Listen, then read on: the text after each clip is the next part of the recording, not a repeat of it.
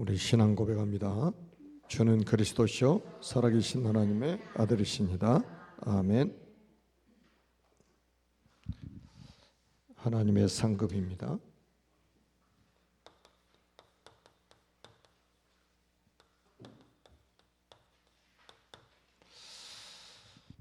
우리가 꼭 기억해야 될 게 있습니다. 골로새서 2장 2절로 3절에 보면 그리스도는 하나님의 비밀이라고 그랬죠. 그 안에 지혜와 지식의 모든 보화가 감추어 있다고 했습니다.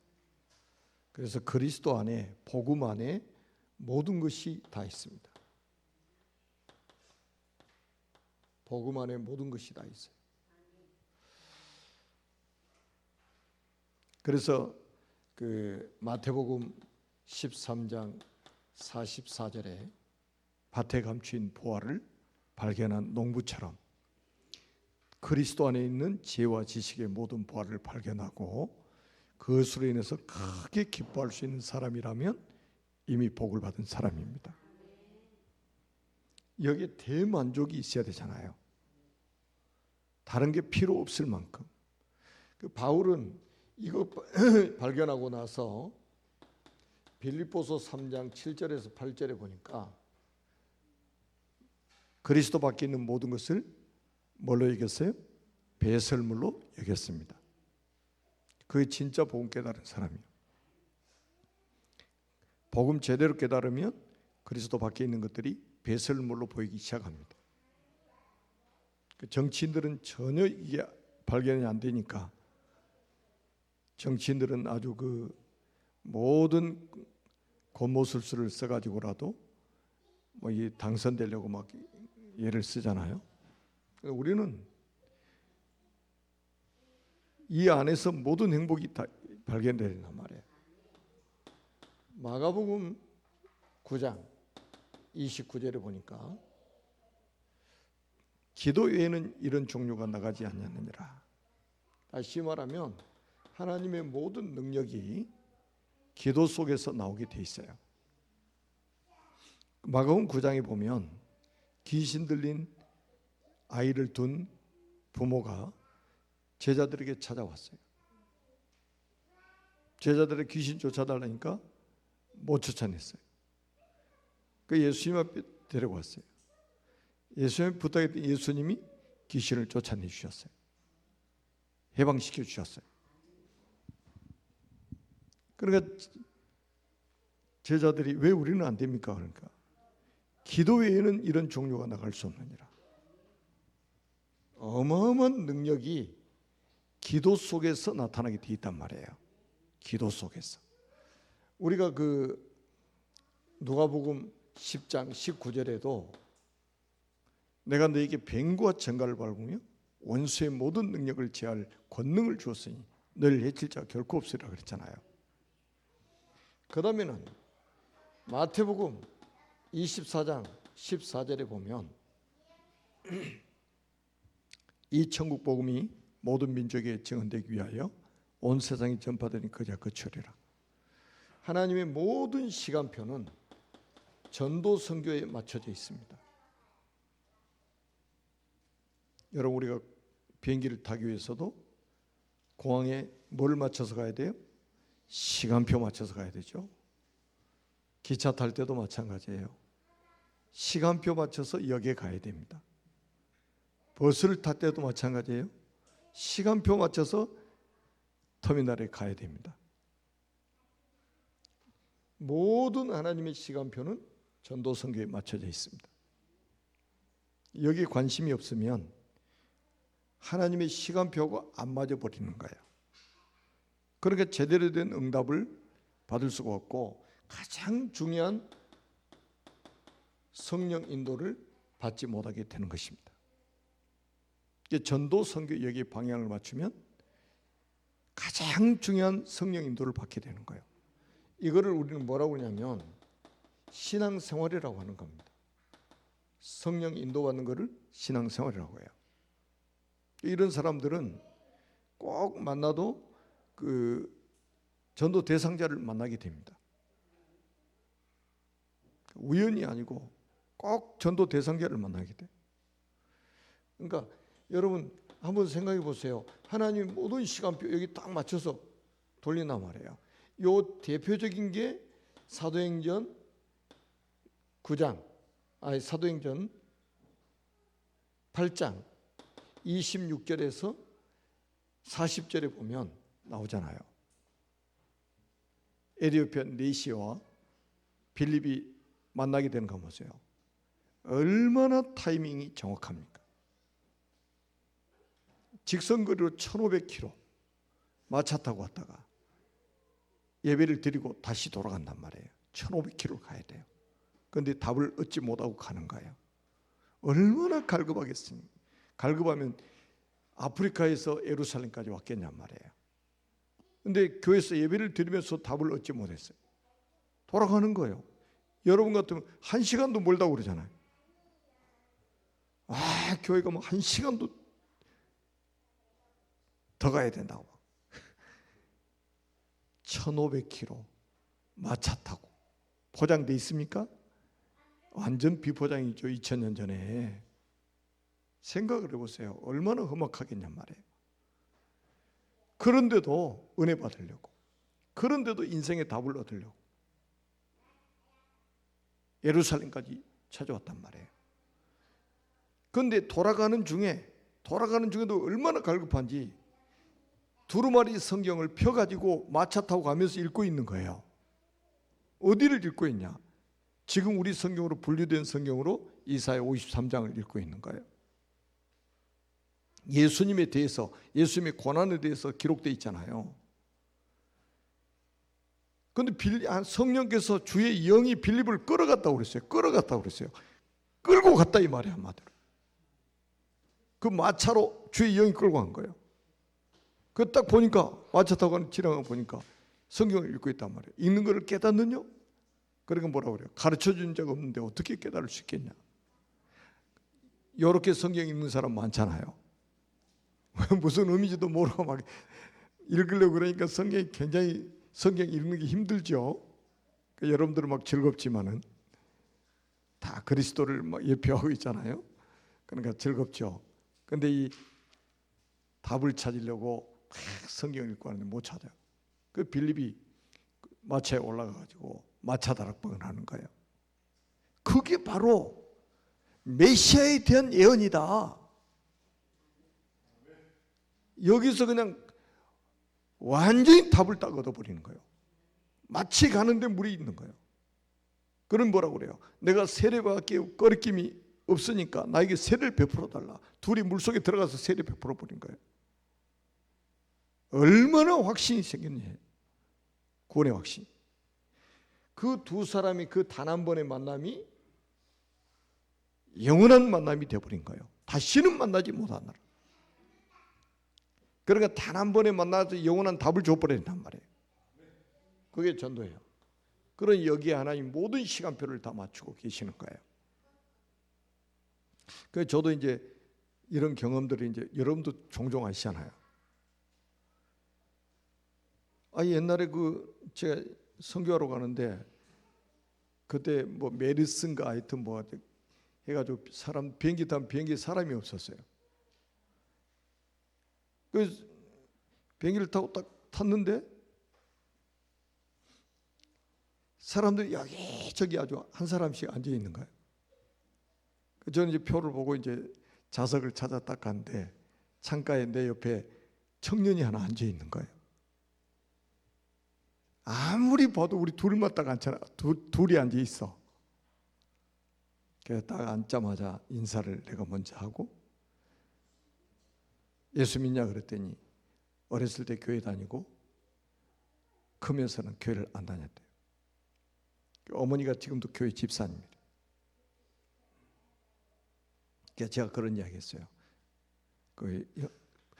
대학생인데 태어나가지고 처음으로 한 달 동안 해외여행을 간대요. 저 유럽으로. 비행기 이제 갈아타고 가야 되니까 저 같이 탄 거예요. 그래서 제가 그랬어요. 학생, 여기 비행기 안에 한번 돌아봐라. 이거. 둘이 앉아있는 좌석이 있는가? 아무도 없어요. 그 큰 비행기. 우리 둘이면 딱 앉아 있는 거예요. 이거는 학생 어머니의 기도의 응답으로 하나님이 만나게 하신 거다. 그래가지고 제가 전도의 누복 딱 꺼내가지고 복음을 전했어요. 바로 그 자리에서 예수 영접하고 돌아와서 자기 어머니하고 같이 교회를 다니겠다고 이야기하는 거예요. 얼마나 기가 막혀요. 한 번은 중국 상해에서 사역 마치고 아침에 이른 비행기 타고 이제 나오려고 공항에 딱 왔는데 어떤 자매가 막 반갑게 인사를 하고 나는 모르겠는데 보니까 이제 8년 동안 중국에서 유학을 하고 중의로 공부를 하고 이제 한국으로 귀국을 하는 거예요. 근데 8년 동안 짐 챙겨가지고 오는 게 얼마나 많아요. 근데 한국 사람을 아무리 찾아도 없는 거예요. 그 한국 사람 내가 나타난 거예요. 그래서 이제 짐을 이제 이렇게 그 요금을 많이 내야 되거든요. 그러니까 내 짐으로 해가지고 내가 짐을 조그만 거니까. 그래 같이 해가지고 안에 이제 수속받고 들어가 나온 지 들어가가지고 제가 또 이야기했어요. 아니 그 많은 사람 중에 한국 사람이 나하고 자기밖에 없어. 부탁할 사람이 없었어요. 그런 차에 내가 온 거예요. 이게 우연이라고 생각하지 않는다. 하나님이 자매를 사랑하셔서 이 복음 듣게 하시려고 나를 만나게 하신 거다. 그러고 나 혼자 같이 밥 먹고 거기서 복음 전해서 영접하고 비행기 타고 오면서 계속 메시지를 했어요. 근데 이제 제가 큰 소리를 안 내잖아요. 더구나 비행기 안에서 아주 작은 소리로 계속 이야기하는데 뒤에 아가씨가 하나 탔는데 발로 의자를 찾는 거예요. 조용히 하라고. 그러니까 그 자매도 황당한 거예요. 이 젊은 아가씨가 새파랗게 젊은 아가씨인데 이것도 아니요. 발로 조용히 하라고. 제가 또 이야기했어요. 이 봐라. 우리가 지금 조용하게 이야기하는데 이렇게 지금 방해하지 않느냐. 이 복음 못 듣게 하려고. 그렇다는 거예요. 그래서 제가 보니까 대전에 사는 자매인데 지금 이제 캐나다에 가 있어요. 하여튼 그런 일들이 너무 많은 거예요. 다니다 보니까. 그리고 중국에서 택시를 타고 한 40분 정도 이렇게 가는데 택시기사가 십자가 달려 있는 거예요. 그래가지고 너무 반갑잖아요. 거기서 지금 택시에다가 십자가를 달고 다닌다. 예사롭지 않아. 그래서 예수 믿냐고 그랬더니 안 믿는데 근데 이거는 왜 달고 다니냐 그랬더니 자기 어머니가 신자인데 어머니가 달아줬대요. 십자가 부적 달고 다니는 거 이 사람한테는. 그래서 이제 통역 딱 해가지고 메시지를 딱 전달하고 딱 갔는데 우리 딱 서는 자리 가기 전에 영접 메시지까지 다 한 거예요. 근데 이 사람이 보통 사람이 내려주고 인사하고 가잖아요. 근데 딱 우리 내리는 자리에 시동을 끄고 차를 세우고 시동을 끄는 거예요. 그래가지고 그 자리에서 영접을 하고 교회 소개시켜주면 제가 교회에 나가겠다고 그렇게 이야기하는 거예요. 그래서 그 통역자한테 이제 연결해 줬죠. 우리는 중국말 못하니까. 여러분도 아마 이런 경험들 하실 거예요. 모든 하나님의 시간표는 전도 선교에 맞춰져 있기 때문에 여러분들이 정말로 성령 인도라고 하는 것은 이렇게 그 만남의 축복을 통해서 복음 받을 사람을 만나는 거예요. 전도자와 전도 대상자를 하나님 만나도록 시간표를 정확하게 인도하십니다. 그러니까 우리가 이제 꼭 기억하셔야 될 것은 뭐냐면 한번 생각해 보세요. 여러분 구약 성경은 뭐예요? 오실 그리스도 이야기잖아요. 오실 그리스도. 자, 그리스도가 구원의 길 아닙니까? 구약 39권이 구원의 길을 설명하고 있는 거예요. 구원의 길. 오실 그리스도. 자, 신약은 뭡니까? 신약은 오신 그리스도예요. 구약에 예언된 그대로 오셨다 이거예요. 그리고 다시 오신다는 이야기입니다. 그러니까 신약 성경 27권도 결국은 구원의 길 이야기입니다. 구원의 길 이야기예요. 그러니까 성경 66권이 구원의 길 이야기란 말이에요. 지금 우리가 구원의 길을 지금 훈련을 하고 있는데, 자, 우리 이제 오늘 저녁에는 제가 이제 3분 구원의 길을 간단하게 말씀을 드리려고 하는데, 어느 정도 우리 구원의 길이 그래 준비가 되어 있었냐면, 계속 제가 말씀드리잖아요. 언제, 어디서, 누구를 만나든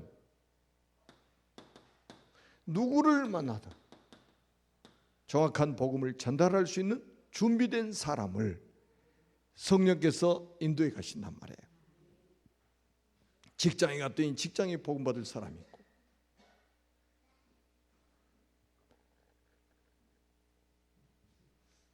학교에 갔더니 학교에 복음 받을 사람이 있고, 장례식장에 갔더니 장례식장에 구원받을 사람이 준비되어 있고, 결혼식장에 갔더니 결혼식장에 구원받을 사람이 준비되어 있고, 그래서 우리는 항상 복음 전할 준비, 구원의 길 할 준비가 있어야 된단 말이에요. 아멘. 그래 자다가도 일어나가지고 구원의 길. 저는 습관이 돼가지고 집에서 교회 출발할 때마다 구원의 길 합니다. 안판 구원의 길. 그러면 신종호 정도 오면 다 끝나요. 요즘에 또 병원에 갈 일이 있어가지고 집에서 딱 병원에 출발하면서 구원의 길 하면 병원 도착하기 전에 구원의 길 다 끝나요. 신방 갈 때도 마찬가지예요. 집에서 딱 출발하면서 구원의 길 하면서 가는 거예요. 아무도 없잖아요. 혼자 구원의 길 막 선포하고 가는 거예요. 누가 뭐라고 합니까? 몰라서 하는 겁니까? 저는 제 자신한테 하는 거예요. 첫째는 제 자신한테. 그리고 하나님 앞에는 나의 신앙 고백이고, 사탄에게는 완전히 선포하는 거예요. 아멘. 자, 그래서 구원의 길을 다시 한번 하겠습니다. 자, 천지를 창조하신 하나님께서 인간을 만드셨습니다. 원래 인간은 하나님과 함께 할 때 행복한 존재로 창조하셨습니다.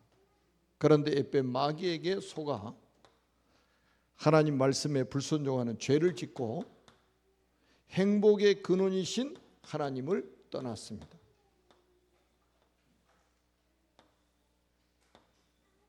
그 결과 너희는 너희 아비 마귀의 자녀가 되어 일생 동안 여러 가지 문제로 불행하게 살다가 영원한 지옥 형벌을 받게 됩니다. 사랑이 많으신 하나님께서 인간을 구원하시려고 구원자를 보내셨습니다. 그분이 예수님이십니다. 예수님께서 십자가에 피 흘려 죽으시고 부활하심으로 그리스도의 직분을 감당하셨습니다. 참 왕으로 마귀의 머리를 박살내시고 참 제사장으로 우리의 모든 죄를 용서하시고 참 선지자로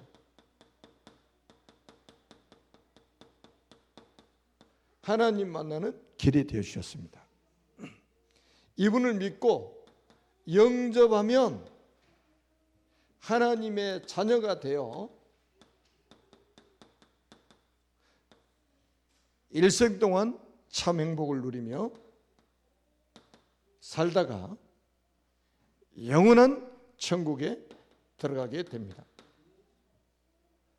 이 예수 그리스도를 마음속에 주인으로 영접하시면 됩니다. 저와 함께 그리스도를 영접하는 기도를 하겠습니다. 살아계신 하나님, 저는 죄인입니다. 마귀에게 속아 하나님을 떠나 여러 가지 문제로 불행하게 살았습니다. 지금 이 시간 제 마음의 문을 활짝 엽니다. 참 왕으로 마귀의 머리를 박살내시고 참 제사장으로 나의 모든 죄를 용서하시고 참 선지자로 하나님 만나는 길이 되신 그리스도를 제 마음속에 주인으로 영접합니다. 지금 성령께서 제 마음속에 들어오셔서 저를 하나님의 자녀로 삼아주시고 참 행복을 누리며 살게 하옵소서. 진리의 성령께서 저를 인도하시고 역사에 주옵소서. 저를 하나님의 자녀로 삼아주신 것을 믿고 감사드리며 그리스도이신 예수님의 이름으로 기도합니다. 아멘. 그리스도 어디 계십니까? 따라서 한번 고백합니다. 나는 하나님의 자녀입니다. 하나님은 나의 아버지이십니다. 어떤 사람이 이 고백하면 엉엉 울어요. 완전 불신자가 이 복음 받고 영접하고 나는 하나님의 자녀입니다 하면 엉엉 우는 사람도 있다니까요. 제가 옛날에 병원 가서 신방하러 갔는데 뒤에 바로 맞은편에 환자가 있어요. 그 이제 딱 누워 있는데 이분이 교회를 엄청 반대하는 분이요. 그 와이프와 그 병간호를 하고 있는데 처녀 때까지 교회를 다녔대요. 결혼해가지고 교회를 못 다니게 됐대. 남편 반대로. 그런데 이 사고 나가지고 남편이 지금 누워 있는 거예요. 몸을 움직이지를 제대로 못하고 뭐 30몇 주 나왔다나. 그래서 제가 복음 전했어요. 복음 전해가지고 예수 영접을 딱 하고 나서는 이불을 뒤집어 쓰고 막 우는 거예요. 울만하잖아요. 아니 하나님 마귀 자녀가 하나님의 자녀들 버렸는데 지옥 갈 뻔했는데 천국 가게 됐잖아요. 울만하지. 근데 이 아이프가 놀래가지고 그래 아이프가 다시 복음 전에 또 이 아이프도 다시 영접시켰어요. 그래 그 아이프가 이야기할 줄 알았다니까. 그리고 한 번은 서울의 병원에 성모병원에 병문안 갔는데 거기서도 마찬가지요. 맞은편에 식물인간 돼가지고 누워 있는데 그 아내가 이제 그 간병을 하고 있더라고요. 그 와이프가 그러는 거예요. 진짜 법이 없어도 살 수 있는 사람이었대요. 그리고 쉬는 날만 되면 봉사활동하러 다니는 거예요. 고아원으로 양로원으로 자기 몸을 돌보질 않는데요. 그런데 그 봉사활동하고 고속도로 이렇게 딱 오는데 중앙 분리대를 넘어서 맞은편에서 차가 와서 자기 차를 덮쳐버린 거예요. 자기가 잘못한 게 아니요. 운전하고 가는데 저 맞은편 고속도로 분리대를 차가 넘어와가지고 덮쳐가지고 식물인간이 돼가지고 눈동자 외에는 움직이지를 못해요. 그래서 제가 복음 전해가지고 이제 제가 천천히 복음 전하고 당신이 믿어지면 눈을 깜빡거려라. 그 진짜 눈을 깜빡거리는 거예요. 그래 이제 영접 기도도 천천히 했어요. 막 눈물이 하염없이 나오는 거예요. 그래가지고 그 자기 부인까지도 다 영접을 했거든요. 아니 진짜 우리가 만약에 건강해도 죽고 몸이 아파도 죽고 사고가 나도 죽어요. 그 죽음으로 끝이 아니고 어디 갑니까? 지옥 가잖아요. 그런 사람에게 우리가 복음을 전해가지고 영접을 해서 만약에 우리가 이 천국을 간다고 하면 생각해 보세요. 지금 죽어도 여한이 없는 거죠. 울만하잖아요. 감격스러울 만하잖아요. 그런데 그게 시간 지나면 다 식어가지고 찬송에도 눈물도 안 나오고 기도도 눈물도 안 나오고 눈물 다 쏟아버려가지고 이제 나올 것도 없어. 이제 우리 옛날에 초창기에 나는 어느 날 나는 알았네, 그 찬양 눈물 없이는 못 부르겠는데 지금 불러봐요. 소리도 안 나와.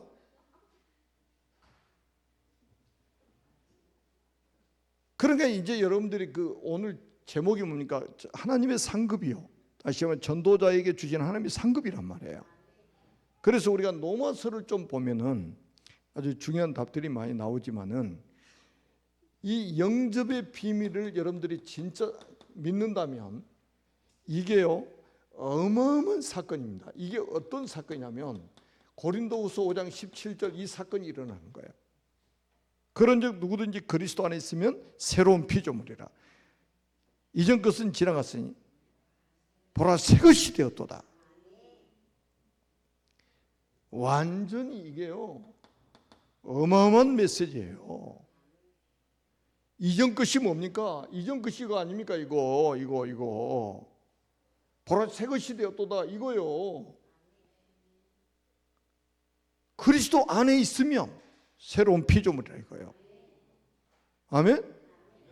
그러면 영접한 사람이 영접만 해도 되겠습니까? 이 사람 영접했으면 양육이 돼야 될 거 아니에요. 양육이 돼야 될 거 아니에요.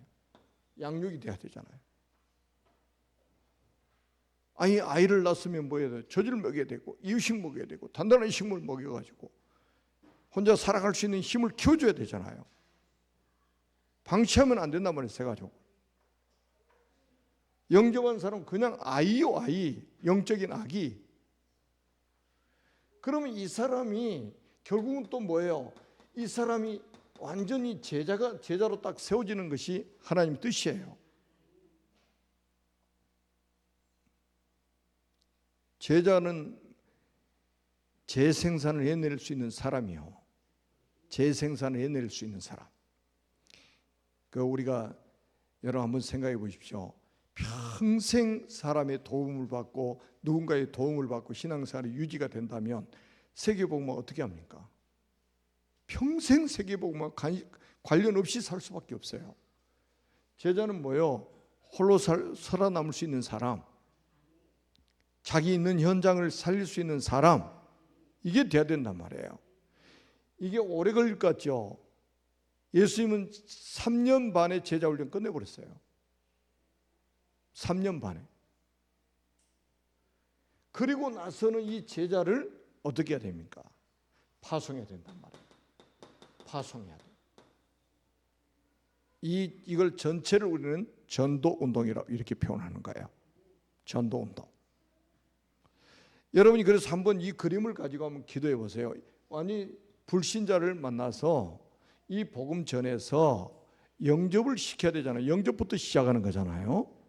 이 복음을 전해서 영접을 시키고 영접을 했으면 양육을 하고 양육되어지면 결국 목표가 뭐예요? 제자 아닙니까? 제자. 성경에는 사도 제자가 있고 70인 제자가 있단 말이에요. 그래도 결국은 이 사람을 파송해야 돼요. 현장에 파송을 해야 돼요. 파송해야 돼요. 그래서 제가 시국에 가면 시국에는 지금도 그게 돼요. 제자들 있잖아요. 당시 어느 지역으로 가. 그럼 진짜 이사 갑니다. 소망이 있어요. 아직도. 그 핍박하는데도. 깜짝 놀랐어요. 제가 많이 다녔잖아요. 근데 진짜 어느 현장에 어느 지역에 지금 지도자가 필요하니까 네가 가야 되겠다 말하면 이사 간다니까요. 지역으로. 얼마나 땅이 넓어요. 이사 이웃집으로 가는 게 아니고 아예 그냥 애국으로 가는 거와 똑같아요. 갑니다. 다른 나라로 가라고도 가요. 그래 뭐 지금 그 중화권이잖아요. 뭐 싱가포르라든지 말레이시아라든지 홍콩이라든지 이런 나라로 당신이 필요하니까 가라. 가요. 이게 제자란 말이에요. 예수님도 파송하셨잖아요. 자, 그리고 나서 우리가 이제 로마서 16장에 보면 이제 그 제자들의 애칭이 나오잖아요. 어떤 사람은 전도자의 보호자로, 전도자의 보호자로. 그 전도운동에 이렇게 쓰임받았다 이 말이에요. 전도자들을 보호하는 보호자로. 야, 요즘에 이런 사람 찾기가 쉽지가 않죠. 여러분 말고는 진짜 찾기 어렵습니다. 전도자를 보호한다? 베베가 그런 사람이었잖아요. 로마서 16장 1절 2절에 나오는 베베가 여제자의 베베예요. 전도자를 보호했다 이 말이에요. 그 다음에 동역자, 그리고 식주인, 완전히 교회 경제를 책임지는 식주인. 조금 성공한 사람들은 이게 가능해요. 사회적으로 성공한 사람들은 전도자의 보호자 될 수 있고 동역자 될 수 있고 식주인 될 수 있습니다. 그리고 또 뭐 사랑하는 자, 그 다음에 친척, 육신적인 혈육을 말하는 게 아니에요. 영적인 친척, 그 다음에 수고하는 자, 그 다음에 전도자 인정받는 자 등등 누구든지 할 수 있는 일입니다. 이거는 구원받은 사람이라면. 그러니까 이 7가지 애칭이 뭐냐면 결국은 세계 복음화에 어떻게 쓰임 받았는지를 지금 소개하고 있는 거란 말이에요. 그랬더니 하나님께서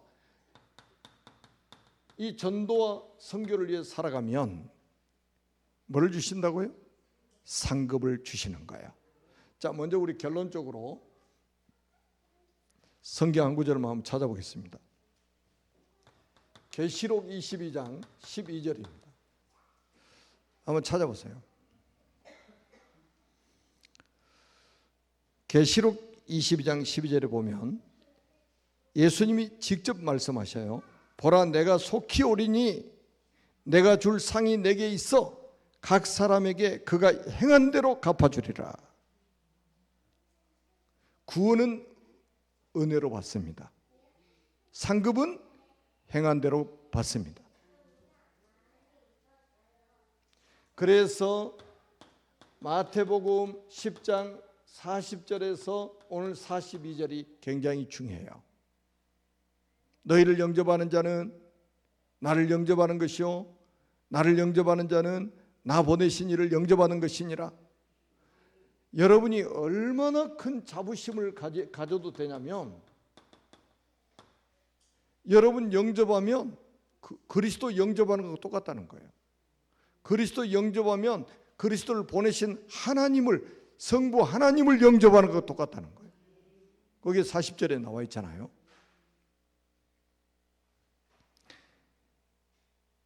그래서 우리가 천국 대사라고 하는 거예요. 여러분 대사, 천국 대사면 얼마나 자부심이 생깁니까? 그리고 뭡니까? 41절에 뭐라고 하냐? 선지자 이름으로 선지자를 영접하는 자는 선지자의 상을 받을 것이요. 그 다음에 또 뭐라고 그러냐?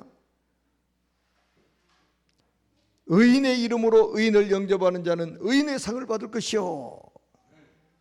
그리고 또 뭐라고 그러냐? 또 누구든지 제자의 이름으로 이 작은 자 하나에게 냉수한 그릇이라도 주는 자는 내가 진실로 너에게 이르노니 그 사람이 결단코 상을 잃지 아니하리라. 제가 이번에 우리 3주 동안 선교 축제 주일을 했잖아요. 야, 우리 선교사님들이 저한테 가셔가지고 또 연락이 왔어요. 너무 감사하다고. 선교사를 이렇게 따뜻하게 맞아준 교회는 처음이라고. 그 여러분들이 따뜻하게 맞으셔가지고 그래서 저도 감사하더라고. 들으니까 요즘에 사람들이 아주 싸늘합니다. 선교사 오든지 가든지 말든지 어디서 잠을 잤는지 밥을 먹었는지 관심도 없는 사람이 많아요.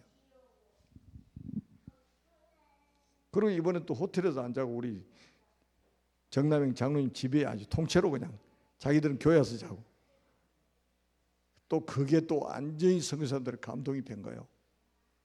너무 편했다는 거예요.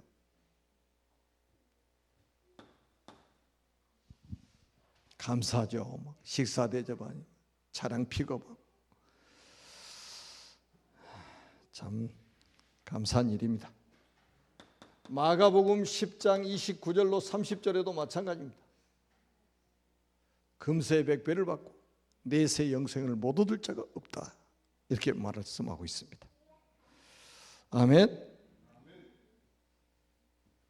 그러니까 어마어마한 상을, 어마어마한 상급을 하나님이 준비해 놓고 계시다 이 말이에요. 그리고 우리가 다니엘서 12장 3절에도 그랬잖아요. 많은 사람을 옳은 대로 돌아오게 하는 자는 하늘의 별과 같이 빛나리라. 여러분, 전도자는요 스타예요, 스타. 아멘. 전도자는 스타입니다. 그래서 저는 연예인들 보면 불쌍해요. 근데 자기들이 스타인 줄 알아.